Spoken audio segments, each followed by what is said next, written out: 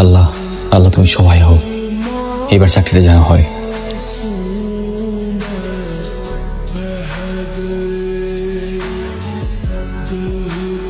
Sorry, আমরা অভিজ্ঞতা সম্পন্ন কাউকে চাচ্ছিলাম। স্যার, আমাকে একটা সুযোগ দিয়ে দেখতে পারেন। আমি আশা করি আপনাদের নিরাশ করবো না। আমার বিশ্বাস আমি পারবো। দেখুন, আপনার বিশ্বাসে তো আমাদের কোম্পানি চলবে না, আমার বিশ্বাসে আমার কোম্পানি চলবে। সরি ইয়াংম্যান, নেক্সট টাইম দেখা হবে, প্লিজ। চাচা একটা চা দিন।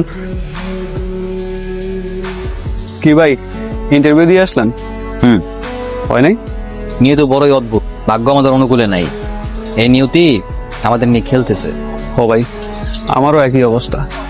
আপনি যদি 100টা ইন্টারভিউ দিয়ে থাকেন, আমি 1000টা ইন্টারভিউ দিয়েছি, কোনো লাভ হয় নাই। এত সার্টিফিকেট দিয়ে আর কি লাভ ভাই? সংসার, পরিবার এগুলো নিয়ে অনেক বিপদে আছে। এভাবে চলতে থাকলে ভাই, আত্মহত্যা ছাড়া আমাদের মতো ছেলের আর কোনো উপায় নাই। হ্যালো, হ্যালো, কোথায় তুমি? এই তো চায়ের দোকানে এসে বসলাম। আচ্ছা দেখা করো, আমি বসে আছি। আচ্ছা আসি ভাই, ভালো থাক।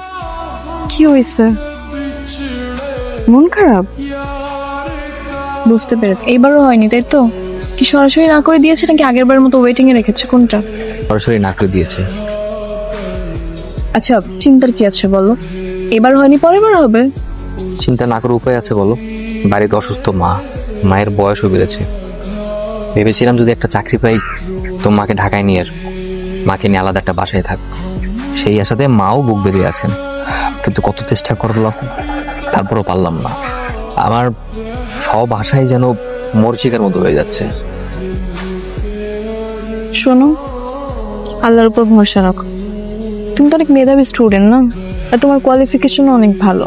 তুমি দেখবা তোমার যোগ্যতার প্রতিদান তুমি একদিন পাবা। এত চিন্তার কিছু নেই। সেই আশাতেই তো আছি।